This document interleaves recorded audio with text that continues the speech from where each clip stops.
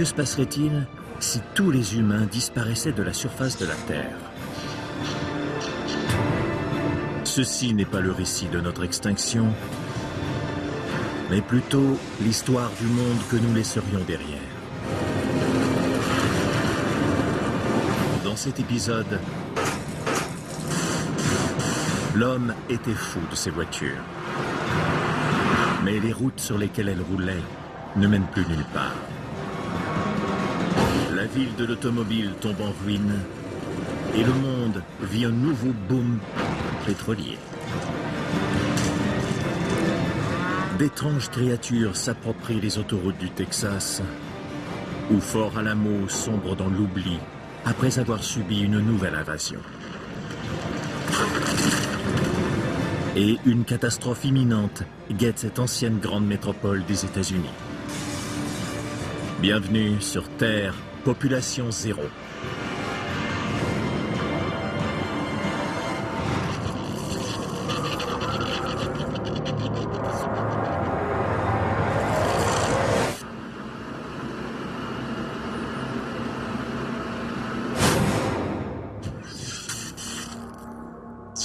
Une heure après la disparition des humains, les raffineries de pétrole et les usines chimiques du monde entier continuent de traiter l'essence qui propulsait les voitures et les avions. D'épaisses colonnes de fumée s'élèvent des nombreuses raffineries situées le long du canal de Houston.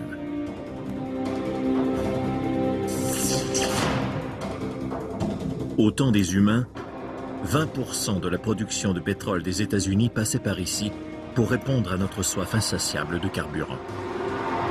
20 millions de barils de pétrole sont consommés chaque jour aux États-Unis, c'est-à-dire l'équivalent de toute l'eau contenue dans plus de 40 000 piscines résidentielles. Tout semble fonctionner normalement. Mais soudain, une alarme résonne.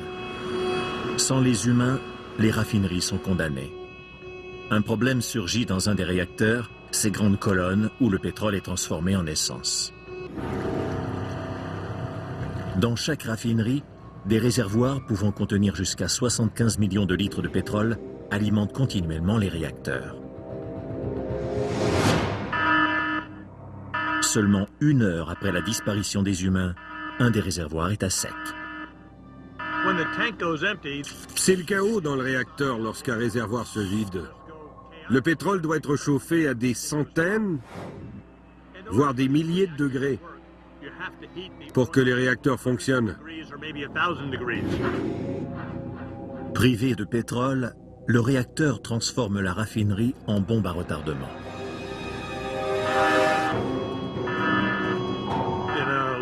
Il n'y aurait plus personne pour intervenir, donc les températures continueraient de grimper pour atteindre des dizaines de milliers de degrés. Mais le réacteur n'est pas entièrement vide. Des vapeurs d'essence mortelle s'y cachent. L'augmentation de la température fait fissurer le réacteur et provoque des étincelles qui enflamment les vapeurs.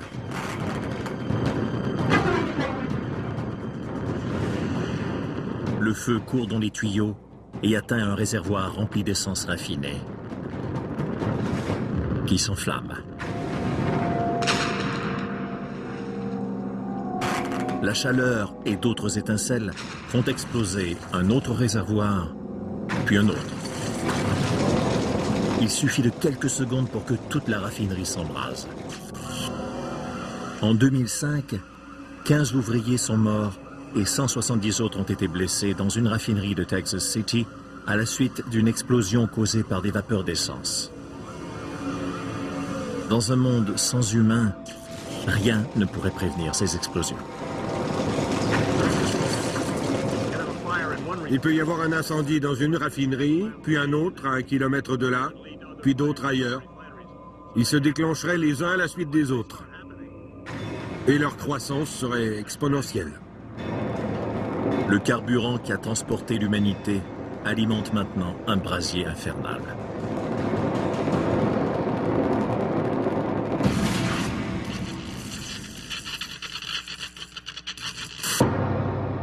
Trois jours après les humains. Un animal de compagnie est en danger au centre du Texas. Ce chien est un Lacey. Ce n'est pas un animal de compagnie comme les autres. Un hybride de lévrier, de chien berger et de loup, le Lacey a tout pour réussir. Son odorat développé lui permet de trouver de la nourriture laissée par les humains. Grâce à son corps athlétique, il peut facilement sauter sur le comptoir. Après avoir mangé tout ce qui se trouvait dans la maison,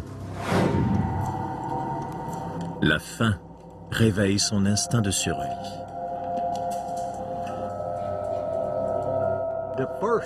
Ils s'en prendront d'abord aux chats domestiques.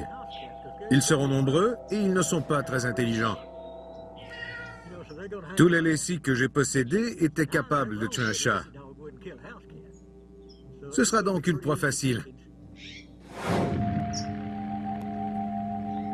Après s'être délecté de quelques chats, le Lacey voudra se désaltérer. Un robinet extérieur sauve la vie du meilleur ami de l'homme.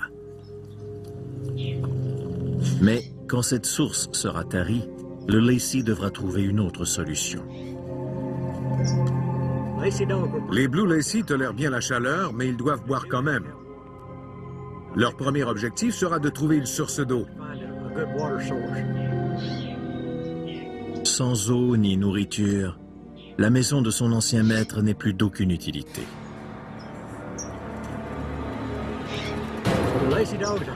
Les Blue Lacey sont des chiens de trait. Ils ne sont pas faits pour rester à la maison. Ils ont été dressés pour diriger des troupeaux de bétail. Leur énergie sans borne leur est très utile au centre du Texas, une région qui reçoit près de 90 cm de pluie par année. L'eau ne manquera pas. Mais qu'en sera-t-il de la nourriture ?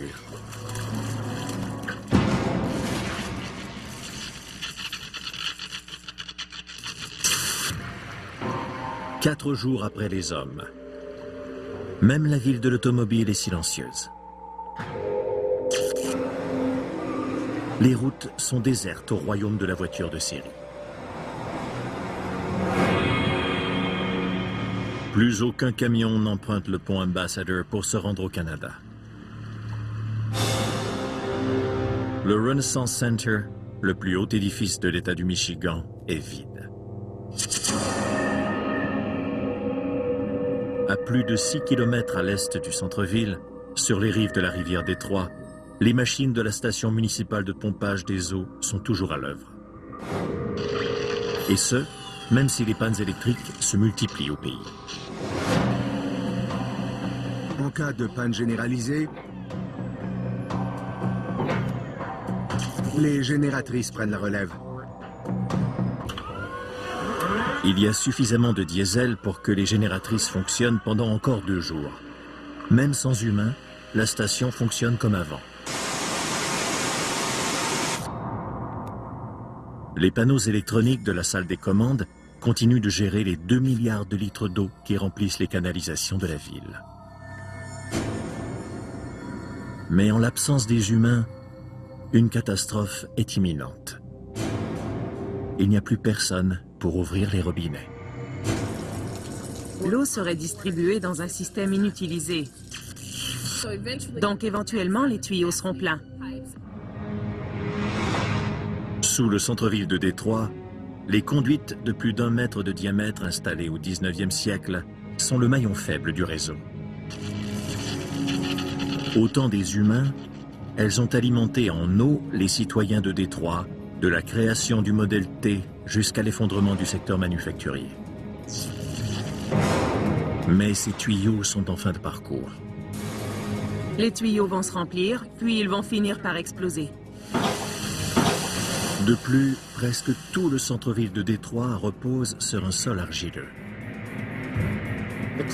L'argile est imperméable à l'eau. Une fois l'argile saturée, l'eau cherchera à s'en échapper par le haut. La pression va continuer de s'accumuler, ce qui fera bomber les trottoirs et les rues. Des fontaines de 3 mètres de hauteur jaillissent des rues de Détroit.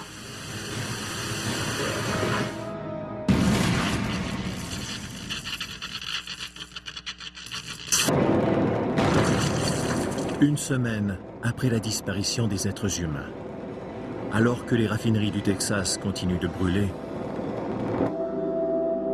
les 100 000 vaches Texas Longhorn vivant dans des ranchs ouverts ou dans des étables font face à une crise. Ces bêtes de 800 kilos recevaient leur ration hebdomadaire de foin de la main des hommes. Mais en leur absence, et avec les barbelés qui les contiennent, leurs espoirs de survie semblent bien minces. Pourtant, ces gros bovidés ne semblent pas s'en faire. Ces vaches sont assez grosses pour défoncer n'importe quel enclos si elles le veulent. Mais elles sont très dociles et bien nourries, donc elles n'en ressentent pas le besoin. La Longhorn descend des vaches espagnoles arrivées en Amérique avec Christophe Colomb. Son héritage génétique lui permet de manger tout ce qu'elle trouve. Le bétail mange surtout de l'herbe. Mais les vaches Longhorn peuvent aussi manger des broussailles, des feuilles et tout ce qu'il faut pour survivre. Elle possède également une paire d'armes pas si secrètes. Ces cornes leur permettent de protéger leurs veaux contre les loups et les ours. Il y a peu d'animaux qui sont prêts à se mesurer à d'aussi grosses cornes. Bien que certaines vaches Longhorn aient déjà réussi à survivre quelques jours sans humains, la survie de leur espèce est loin d'être assurée.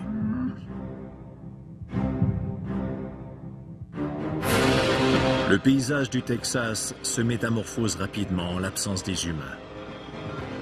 Alors que les incendies continuent de ravager les raffineries, San Antonio est en danger et la faune s'invite dans des endroits inusités.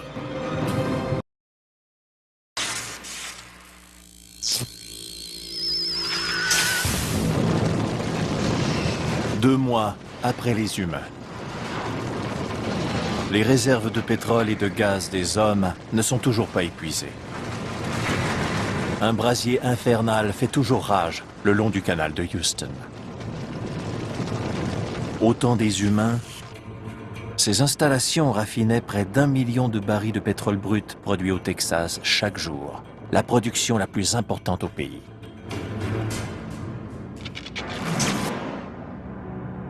À plus de 300 km à l'est, à l'autre bout de l'autoroute 10, se trouve la ville de San Antonio et le mythique Fort Alamo. Tout près, la rivière San Antonio s'écoule paisiblement le long de la promenade désertée. À l'époque des humains, c'était le lieu de rencontre de prédilection des habitants de la ville. Les bureaux et les hôtels autrefois bondés contemplent des péniches vides qui attendent des visiteurs qui ne viendront jamais. La ville de San Antonio doit son existence à la rivière. Les humains ont fréquenté les berges de la rivière pendant des siècles. Les Amérindiens avaient baptisé le lieu Eau rafraîchissante. Mais en l'absence des hommes, le cours des choses va changer. Cette rivière a été complètement transformée et apprivoisée par l'homme. Il ne manque que quelques averses soutenues pour que la rivière sorte de son lit et détruise la ville. Et c'est un phénomène très courant dans cette région. Il y a l'allée des tornades dans le Midwest, et ici au Texas, il y a l'allée des crues éclairs qui va de l'autoroute 35 jusqu'à Dallas. Dans cette région du pays, l'air chaud et humide qui vient de la côte du golfe du Mexique entre en collision avec l'air sec du nord. Le centre du Texas est donc touché par de fréquentes averses. La moitié des 12 records mondiaux pour la quantité de pluie tombée en 48 heures a été établie dans cette allée des crues éclairs.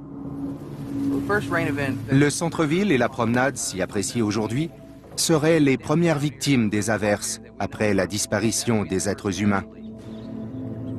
Les édifices de la promenade sont au même niveau que la rivière San Antonio, à près de 5 mètres sous le niveau des rues du centre-ville. Une vanne de décharge de presque 3 tonnes veille sur l'entrée de la promenade. Vous voyez les lignes sur le mur? Ce sont les rainures qui tiennent la vanne lorsqu'elle se rabat. Elle est actuellement relevée juste au-dessus de nous. Sans les humains, personne ne pourrait la fermer en cas d'averse. En 1921, 50 personnes ont trouvé la mort lorsque le centre-ville a été inondé sous 3 mètres d'eau à la suite d'une violente averse. Derrière moi, la rivière n'est qu'à 15 cm de la promenade. Donc, il suffirait de peu de pluie pour que les restaurants, les hôtels et les bureaux de cette zone soient inondés. Pendant ce temps, au-delà de la promenade, Fort Alamo, le plus vieux bâtiment de la ville, attend patiemment.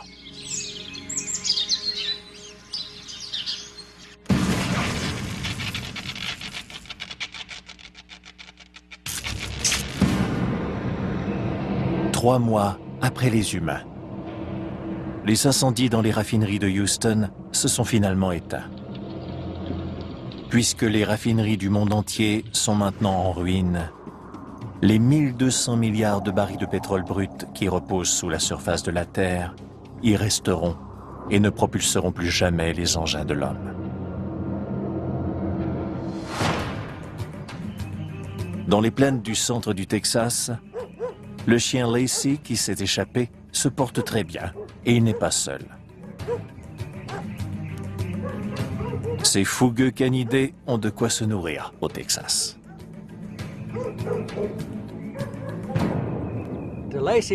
Les Lacey deviendraient sûrement d'excellents chasseurs de porcs sauvages. Au temps des humains, 2 millions de porcs sauvages arpentaient les campagnes du Texas. Sans personne pour les chasser, leur nombre explose. Les truies sauvages peuvent avoir une portée tous les 3 mois, 3 semaines et 3 jours. Leur population va doubler tous les 4 mois. Les truies peuvent avoir 13 bébés par portée. Ça fait beaucoup de porcs. L'instinct de chasse des Lacey refait surface. Les labradors, par exemple, ont été dressés comme animaux de compagnie depuis 10 générations. Ils n'ont plus l'instinct de chasse. Ils ne savent plus comment capturer une proie. Les Lacey ont encore cet instinct et ils savent comment abattre notre animal.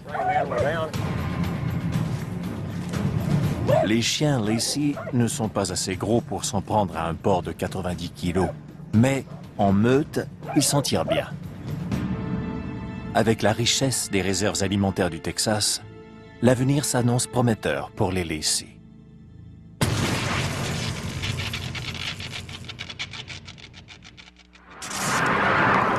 Six mois après les hommes, un autre habitant du Texas profite du nouvel ordre mondial, le tatou à 9 bandes. Son armure de plaques osseuses et sa peau tannée le protègent contre ses prédateurs. Sauf un. À l'époque des humains, les véhicules à moteur étaient son pire ennemi. Un nombre incalculable de voitures et de camions parcourent les routes. Et les tatous sont loin d'exceller dans l'art de l'esquive. Les tatous ont tendance à sauter à la verticale. Cette propension à sauter jusqu'à une hauteur d'1 mètre est utile pour effrayer les prédateurs. Mais, contre une voiture qui file à toute allure, la rencontre est presque toujours fatale. Et le Texas est l'État qui compte le plus de ces pièges mortels pour le tatou. Ces 130 000 km d'autoroute sont suffisants pour faire 5 fois le tour du globe. Maintenant que les voitures se sont arrêtées, le tatou est le roi de la route. En l'absence des humains, les tatous vont pouvoir étendre leur territoire. Les villes abandonnées leur offrent de nouvelles opportunités et ils ne se limiteront pas au Texas. Même au temps des êtres humains, ils s'étaient avancés profondément en Floride, aussi loin que le Nebraska à l'ouest et jusque dans le sud de l'Illinois. Seul le temps froid peut les arrêter. Ils prospèrent au Texas grâce au climat. Les hivers sont très doux ici. Ils n'ont pas beaucoup de poils pour les tenir au chaud. Ils doivent donc rester à des températures au-dessus de zéro. Tant et aussi longtemps que le temps sera doux et les autos immobiles, les tatous se porteront bien sans les hommes.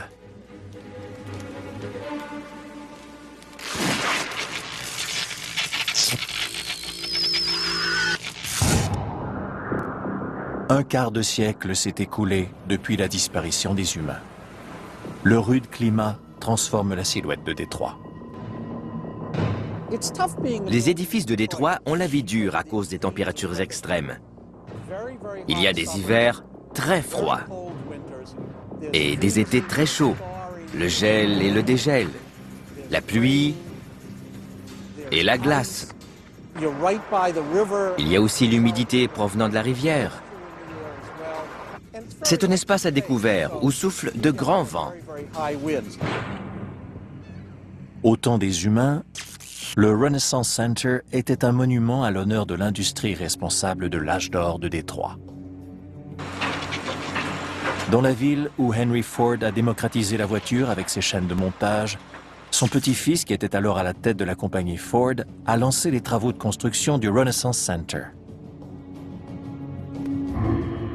2 décennies plus tard, tout le complexe, dont la tour centrale de 73 étages, le plus haut édifice du Michigan, a été acheté par General Motors, le plus grand fabricant automobile au monde à cette époque. Le Renaissance Center est un bel exemple de l'architecture des années 1960 et 1970. Il possède une charpente en acier presque entièrement recouverte de verre. Les cadres des fenêtres, la charpente en acier et le verre réagissent différemment aux éléments. Il y a donc de l'usure qui se crée à leur jonction. Après 25 années sans humains, l'atrium du Renaissance Center est envahi par la végétation. Les palmiers décoratifs ont cédé leur place aux espèces indigènes, comme le carrier ovale et le chêne géant.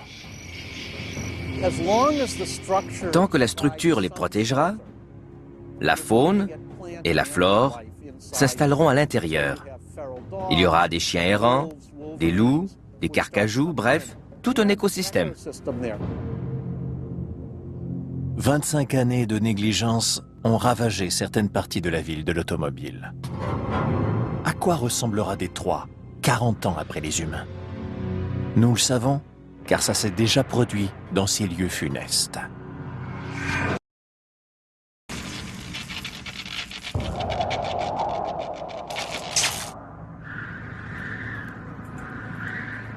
40 ans après les humains, Détroit tombe en ruine.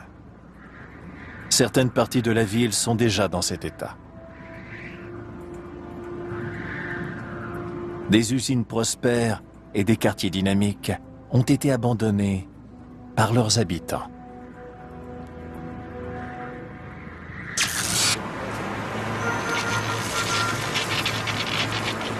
De 1900 à 1930, l'industrie de l'automobile a contribué à l'essor de Détroit.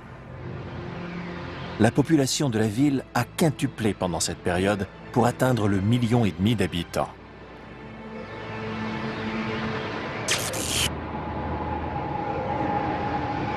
Abandonnés depuis 40 ans, les vestiges de l'usine Packard, formée de 47 édifices de 5 étages, nous rappellent à quel point cette industrie a été vitale pour cette ville.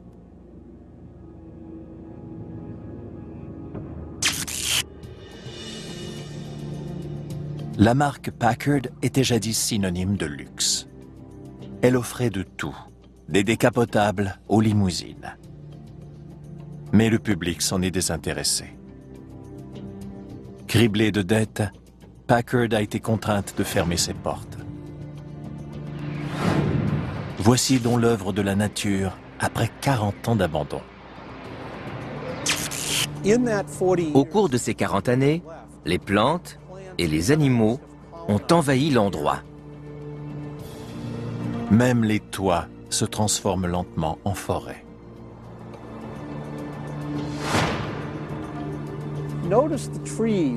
Vous voyez ces arbres le long du mur? Comment ont-ils pu se rendre là? Les graines, poussées par le vent, se sont incrustées dans les fissures entre le bitume et le mur. Ce sont des solidages. Il s'agit d'une vieille plante pionnière qui pousse presque n'importe où.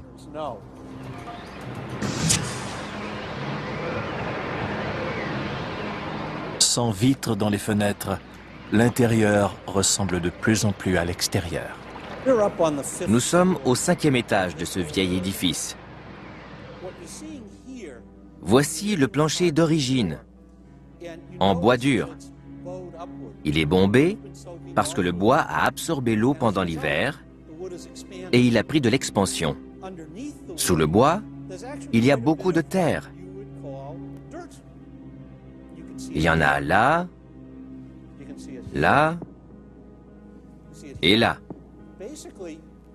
Elle a été poussée par le vent.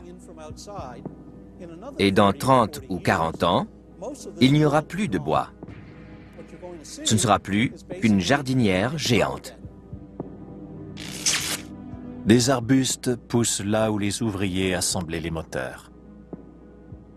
La mousse colonise le plancher.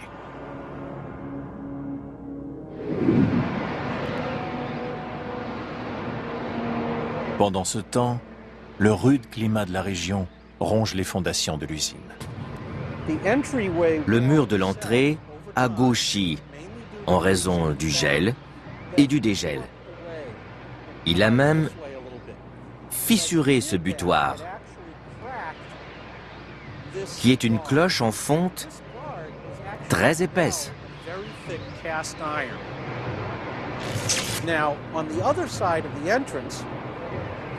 On voit le résultat final de l'autre côté. Remarquez l'épaisseur de cette cloche. Un petit peu d'eau et de glace suffisent pour créer de telles fissures. Ici, la cloche est presque complètement détruite à cause des fissures.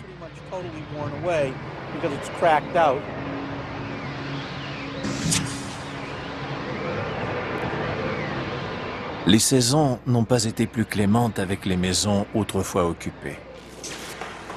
La concurrence des fabricants étrangers a causé l'exode d'1 million d'habitants entre 1950 et 1980. Des quartiers entiers ont ainsi été désertés. Parmi les 355 km² qu'occupe la ville, 155 sont inoccupés. Il n'y reste que les vestiges d'une gloire passée. Ce bâtiment est à l'abandon depuis 40 ans. Le rude climat de Détroit en a accéléré la dégradation. Le gel et le dégel en hiver, ainsi que les fortes précipitations, en sont venus à bout.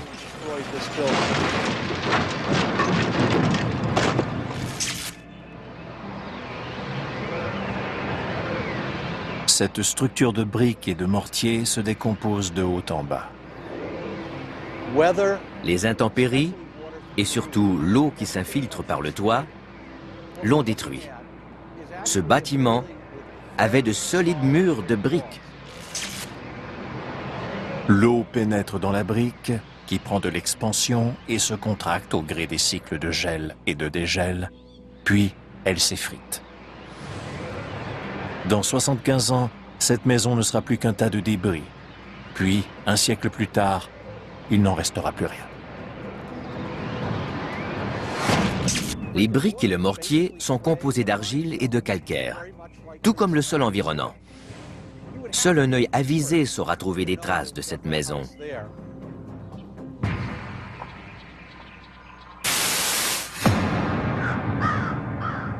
Sous ce climat, les édifices se détériorent rapidement. Cette école a été désertée il y a seulement 2 ans. Le déclin de la population de Détroit entraîne de plus en plus de fermetures d'écoles. Voici le résultat d'un été et de 2 hivers à Détroit. Cette peinture intérieure n'est pas conçue pour résister à l'eau et aux variations de température. Le plafond de plâtre s'est effondré à cause de l'eau venant de la classe au-dessus. Le reste du plafond va céder au cours des prochaines années. Ensuite, les poussières de plâtre pourraient se mêler à de la terre et des graines pourraient s'y enraciner. Ce serait un terreau pauvre, mais ce serait un début de végétalisation. C'est peut-être peu, mais la végétation croît rapidement. Même un ancien fort du Texas capitule devant ces assauts.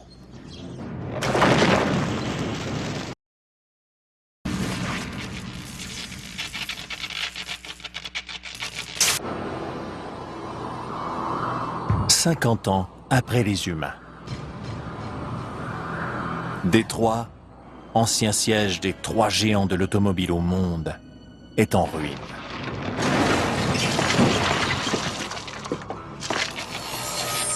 Les 15 millions de voitures qui sortaient des usines de la ville chaque année se décomposent dans ces rues.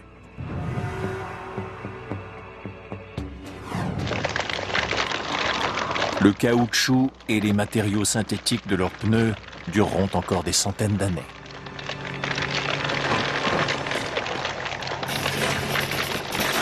Dans 25 autres années, ce ne seront plus que des squelettes métalliques.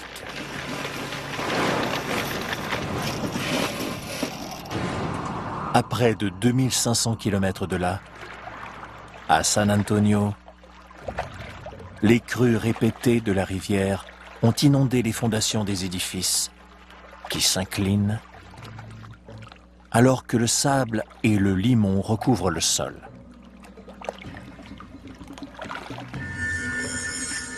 J'appelle ça la mort au centimètre.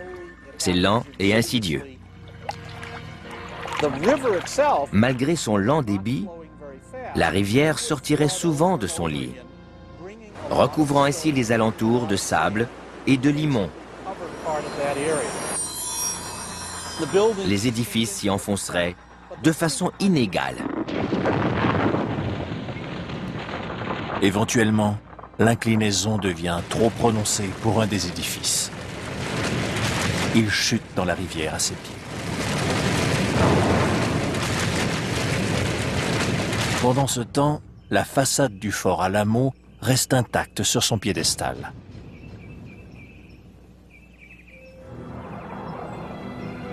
Mais un ennemi l'attaque de l'intérieur. Déjà, à l'époque des humains, des chênes régnaient sur la cour du fort.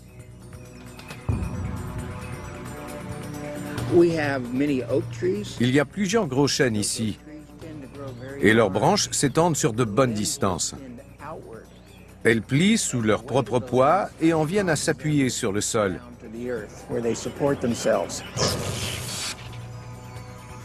Sans personne pour rediriger ces grosses branches, les arbres s'attaquent au mur du fort.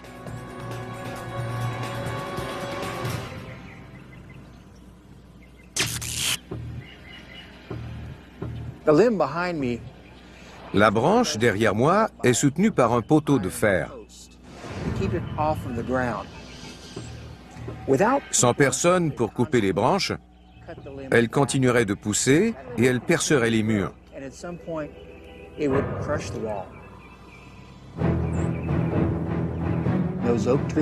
Il y aurait aussi des glands qui tomberaient des chênes.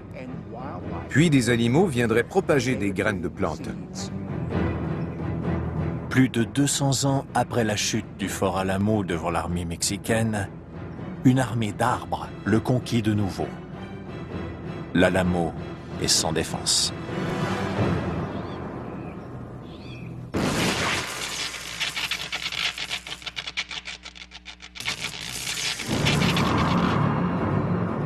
« 150 ans après les hommes. À son ouverture en 1929, le pont Ambassador était le plus long pont suspendu au monde. Long de 560 mètres, il reliait Détroit à la province de l'Ontario, au Canada. Au temps des humains, c'était le poste frontalier le plus achalandé entre le Canada et les États-Unis. Un quart des marchandises et presque toutes les pièces automobiles échangées entre les deux pays y transitaient. Mais alors que les câbles de suspension cèdent, plus rien ne traversera ce pont.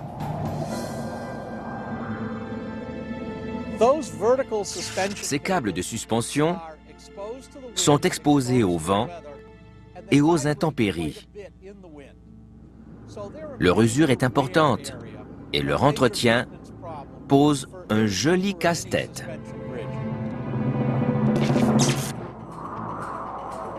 Mais après la disparition des hommes, il n'y a plus personne pour les réparer. Leur point faible se situe là où les câbles s'attachent au tablier. Le câble vertical est relié à l'un des deux tubes blancs horizontaux appelés câbles caténaires. 37 fils d'acier entrelacés de 30 cm de diamètre forment chaque câble caténaire.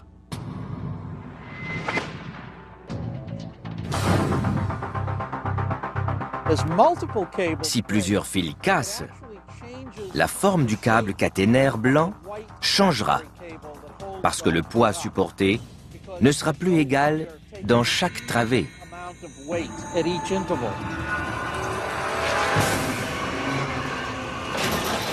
Un autre câble vertical cède et une section du tablier chute dans la rivière. Une faille de 50 mètres sépare maintenant les deux pays. Puis, les autres sections s'affaissent.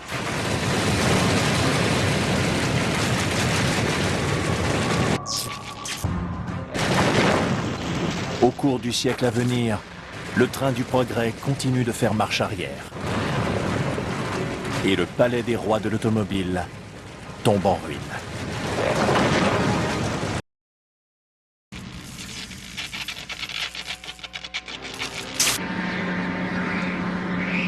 « 150 ans après les humains. À Détroit, en amont du pont Ambassador, la tour centrale du Renaissance Center surplombe ce qui reste des autres édifices. Comme ses vitres sont cassées, elle ne peut plus retenir la chaleur du soleil.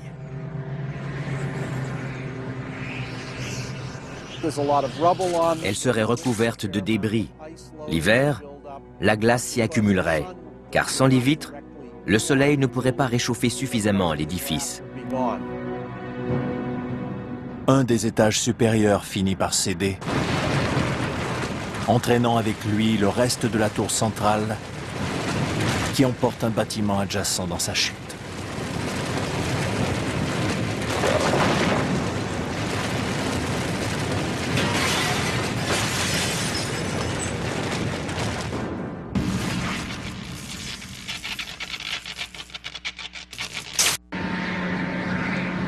« 200 ans après l'humanité.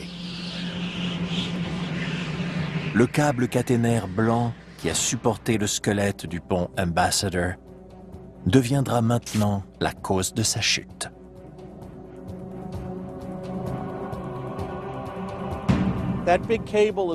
Ce gros câble est fixé aux deux extrémités du pont.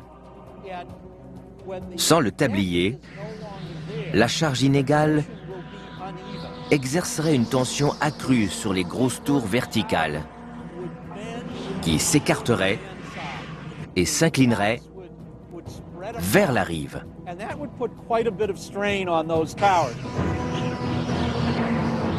Les tours cèdent et les derniers vestiges de cette voie de transport disparaissent.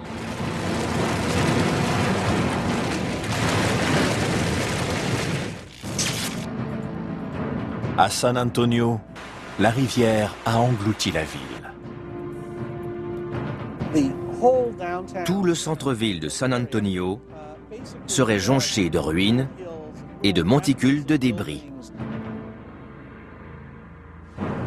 Fort Alamo tient bon, mais plus pour longtemps. Comme dans les temples de pierre d'Angkor Wat au Cambodge, la végétation, laissée à elle-même pendant des années, l'étouffe. Plus personne ne se souvient du fort et plus personne ne veille sur lui. L'Alamo s'effondre, mais un autre symbole du Texas survit.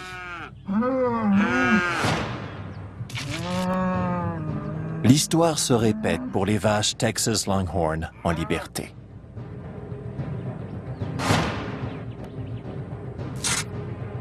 Au XIXe siècle, elle s'était échappée des enclos des missionnaires espagnols. Ces animaux pourraient survivre à long terme.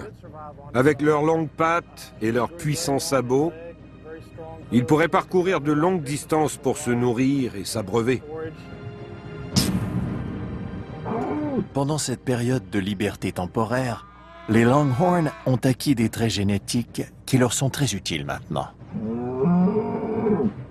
Même aujourd'hui, on n'a presque jamais besoin du vétérinaire. Ces vaches sont rarement malades, ce qui devrait leur permettre de survivre sans les humains.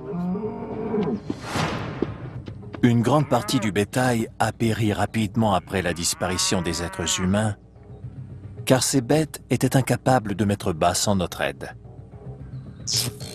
Les Longhorn n'ont pas ce problème. Dès qu'ils tombent par terre, les veaux se mettent à courir. Donc, les Texas Longhorn pourraient survivre sans les humains, parce qu'elles l'ont déjà prouvé.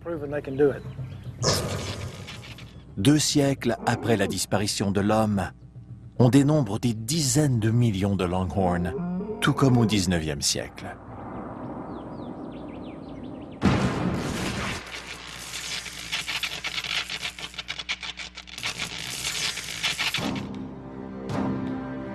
Mille ans après les humains. Voici ce qu'est devenue la ville de l'automobile sur les berges de la rivière Détroit. Des marais dominés par de puissants chênes. La ville qui a vu naître le moteur V8, le VUS et la camionnette a effacé toutes les traces de son passé industriel.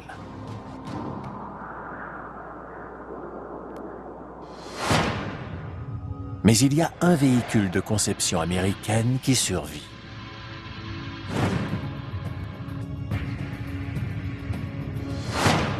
À plus de 384 000 km de Détroit se trouvent 3 véhicules lunaires, laissés sur place par 3 missions Apollo.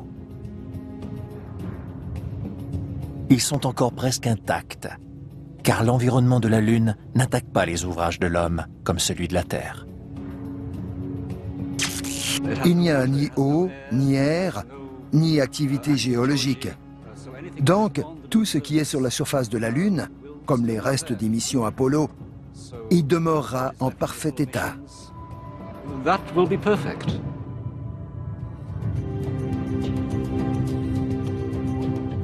Tout ce qui reste d'une civilisation où régnait l'automobile sont ces reliques immobiles. Le calme est revenu sur une terre sans